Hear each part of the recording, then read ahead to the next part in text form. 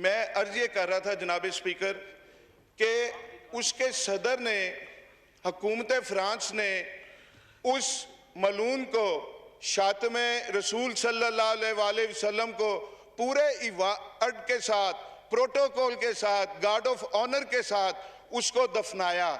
उसको फ्रांस का आला तरीन सिविल अवार्ड दिया गया और पूरा हफ्ता, बल्कि अब तक सरकारी बिल्डिंग्स पर वो खाके वो लटक, सरकारी तौर पर गुस्ताखी की जा रही है, नामूस रिसालत सल्लल्लाहु अलैहि वसल्लम पे हमले हो रहे हैं।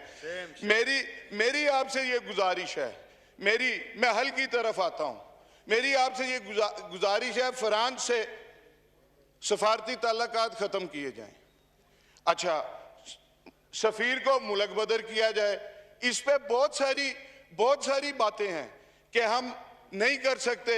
फ्रांस को अगर निकाला, जर्मनी साथ जाएगा, यूरोपियन यूनियन हो जाएगी, NGOs आ जाएंगी, इंसानी हकूक़ के चैम्पियंस आ जाएंगे। लेकिन मैं सैयद इमरान अहमद शाह, वल्द सैयद अली अहमद शाह, इस आयात रब्बानी में मैं ये आपसे वादा करता हूँ कि फ्रांस का 17-18 अरब कर्जा होगा, वो आप और हम पाकिस्तानी गुलामान मुस्तफ़ा और पाकिस्तान से जो बाहर रहते हैं गुलामान मुस्तफ़ा, वो इंशाल्लाह अपनी जायदादें बेच के वो इसका कर्जा उतारेंगे। मुझे इसके बाद पूरे टेन्योर में टाइम ना दीजिएगा, पूरे टेन्योर में मुझे टाइम ना दीजिएगा। आज मैं ईमान से मैंने आपसे अर्ज की कि एक गुलाम आका जी, जिस गुलामी पे मुझे नाज है, एक गुलाम आका जी के गुलामों से मुखातिब है। मैं आपसे ये अर्ज करना चाह रहा हूँ, उन्होंने उसको आला तरीन सिविल अवार्ड दिया। आप उस चेचन मुसलमान को, अब्दुल्ला को, पाकिस्तान का आला तरीन सिविल अवार्ड दें। आप उसके जवाब में आप गाजी फैसल को सरदारती ऑर्डिनेंस के जरिए फौरी तौर पे उसको रहा करें। कुछ तो करें। कितने महीने हो गए आपने एक दिन में एक सियासी पार्टी को आपने बैन कर दिया, लेकिन इस पे आप कुछ नहीं कर सके। मैं यकीन से कहता हूं, मैं ये भी यकीन से कहता हूं स्पीकर साहब, आप भी सारी रात जागते होंगे। अली मोहम्मद भी नहीं सो सकता होगा कि जी के वो गुस्ताखी करने वाले, रहमतुल्लिल आलमीन, खातिमुन नबीयीन, पूरी जहानों के लिए जिन्हें रहमत बना के भेजा गया, उस पे गुस्ताखी करने वाले, सरकारी तौर पे, हुकूमती तौर पे गुस्ताखी करने वाले, उनका सफीर इस पार्लियामेंट से, इस पार्लियामेंट लॉजी से, एनक्लेव से चंद सौ गज फासले पे सफीर आराम की नींद सोता है। तो जनाब स्पीकर, आप भी आराम की नींद नहीं सोते होंगे। आप भी सारी रात, अली मोहम्मद भी सोचता होगा कि इसका कुछ ना कुछ तो हल करें, कुछ ना कुछ तो हल करें इसका। लेकिन अगर मैं कहता हूं, मैं उन तमाम लोगों से कहता हूं, टॉप से टॉप तक, जो तहफ़्फ़ुज़ नमूस रिसालत के लिए कुछ कर सकते हैं और कर नहीं रहे, उनके लिए एक मैं शेर पढ़ूंगा, और वो आपके लिए नहीं है, आप आज के रसूल हैं, बाकी हम सब के लिए है कि कुर्सी है तुम्हारा, ये जनाजा तो नहीं है। कुर्सी है तुम्हारा, ये जनाजा तो नहीं है। कुछ कर नहीं सकते तो उतर क्यों नहीं जाते। हम तहफ़्फ़ुज़ नमूस रिसालत के लिए अगर कुछ नहीं कर सकते तो हमें अपने ओहदों पे रहने का हमें कोई हक नहीं। Thank you ji, thank you. मैं एक बात जी अवाम के लिए, एक जी मैं हल बताना चाह रहा हूँ। मैं जी, एक तो इंटीरियर मिनिस्टर साहब आए और इसकी मुश्तरका पार्लिमानी कमेटी बने कि जो ये वाक़यात हुए, ये TLP बनी कहाँ से, इस्तेमाल कहाँ से हुई, कैसे हुआ, ये सारा होना चाहिए। दूसरा, मैं एक आपके नाते, आपके तवस्सुत से आलमे इस्लाम को, मैं आलमे इस्लाम को कहना चाहता हूँ और 22 करोड़ मैं मुसलमानों को, गुलामान मुस्तफ़ा को कहना चाहता हूँ।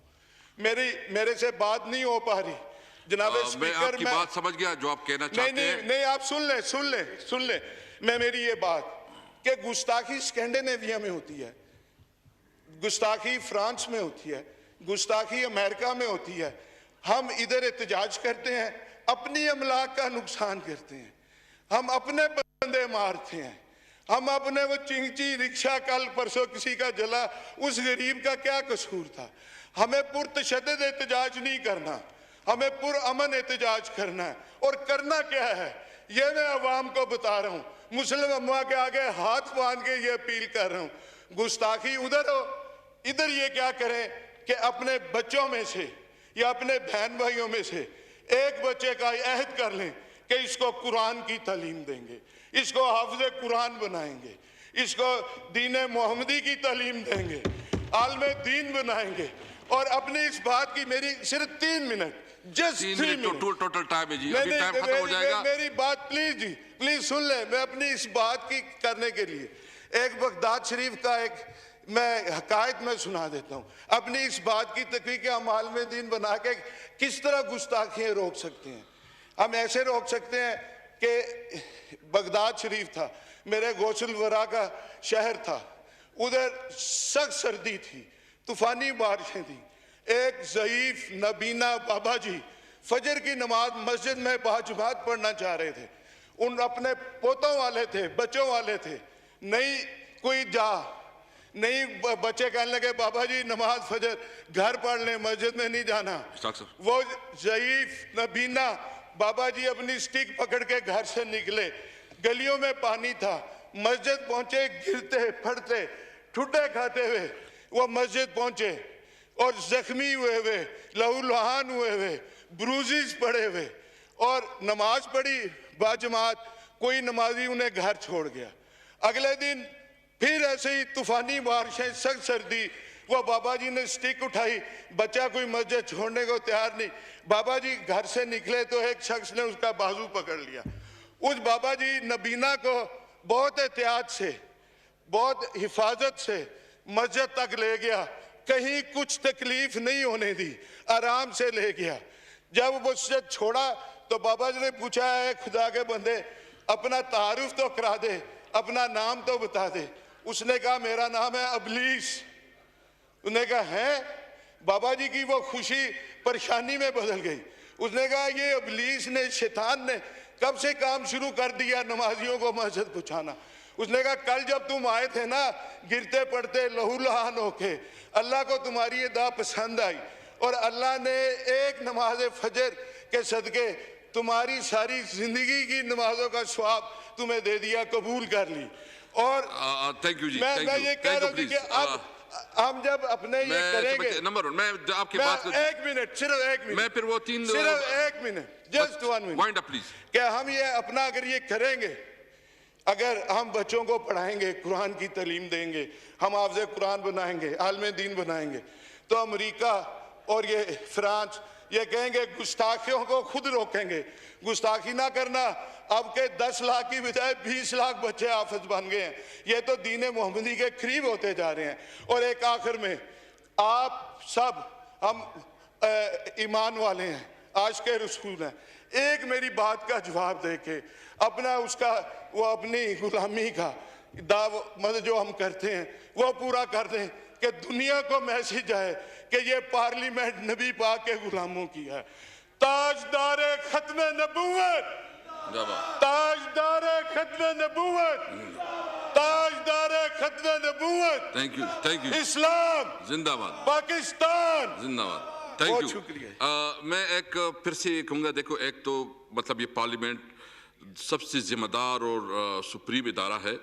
मेरी रिक्वेस्ट ये होगी अली मोहम्मद खान साहब, आप तमाम पार्लियामेंट लीडर से कंसल्ट करें और उनके साथ एक जॉइंट रेजोल्यूशन लेके आए मंडे को, ताकि हम अपना आवाज़, पूरी कौम का आवाज़ जो है ना वो बता सके और हम पूरी दुनिया को, इस्लामी जो हमारे ममालिक हैं उसको भी हम अपील कर सके कि ये ऐसा मसला है कि ये हमारा कीदे का मसला है, हमारे मज़हब का मसला है और हमारे हुज़ूर सल्लल्लाहु अलैहि वसल्लम के साथ इश्क का मसला है।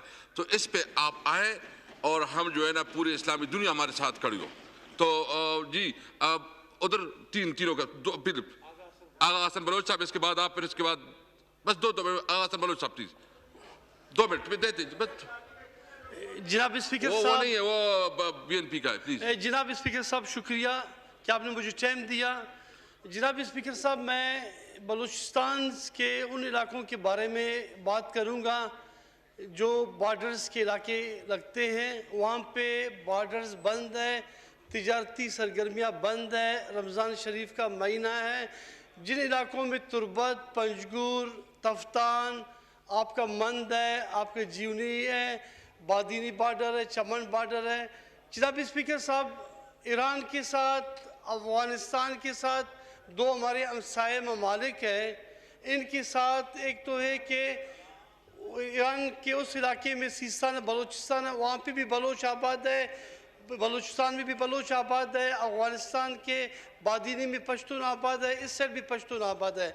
लेकिन जनाब स्पीकर साहब, पिछले कई महीनों से मुसलसल हर दफ़ा आए दिन बिला वजह बगैर किसी जस्टिफिकेशन के बॉर्डर्स बंद किए जाते हैं, तिजारती सरगर्मियाँ बंद किए जाते हैं, जिससे वहाँ के लोग नानी शबीना के मोहताज हो चुके हैं। क्योंकि बॉर्डर में जब तिजारती सरगर्मियाँ ना हो, दो ममालिक के साथ यकीन करें, वहाँ पे न सनतें हैं बलूचिस्तान में, न ज़राअत है बलूचिस्तान में, न फैक्ट्रीज़ है, न कारखानेज़ है, और ना ही कोई ऐसा कोई बिजनेस के हवाले से। आपका इशू बिल्कुल वैलिड है। आप एक काम करें, आप मुझे रिटन में दे दे और इसको मैं रेफर करता हूँ कमेटी कंसर्न को, ताकि उसका पूरा जायजा ले, उसका वो कर ले। जी चौधरी साहब प्लीज। बिस्मिल्लाहिर्रहमानिर्रहीम। इंतहाई काबिल एहतराम जनाब स्पीकर, यहाँ जो बहस हो रही है आक़ाए नामदार हज़रत मोहम्मद मुस्तफ़ा सल्लल्लाहु अलैहि वसल्लम के सिलसिले में, उनकी हुर्मत के सिलसिले में, हकीकत यह है कि जनाब स्पीकर, आक़ाए नामदार हज़रत मोहम्मद मुस्तफ़ा सल्लल्लाहु अलैहि वसल्लम का हमारा जो रिश्ता है वो अक़ीदे का है। ला इलाहा इल्लल्लाह ये कलिमा उस वक़्त तक पूरा नहीं होता जब तक मुहम्मदुर रसूलुल्लाह सल्लल्लाहु अलैहि वसल्लम ये दूसरा जुज़ जो है इसके साथ नहीं लगता। और यही वजह है कि कुरान में भी अल्लाह तबारक व तआला ने कहा है वरफ़अना लका ज़िक्रक, आपका ज़िक्र मैं बुलंद करूँगा, और अल्हम्दुलिल्लाह बुलंद है और होगा और रहेगा।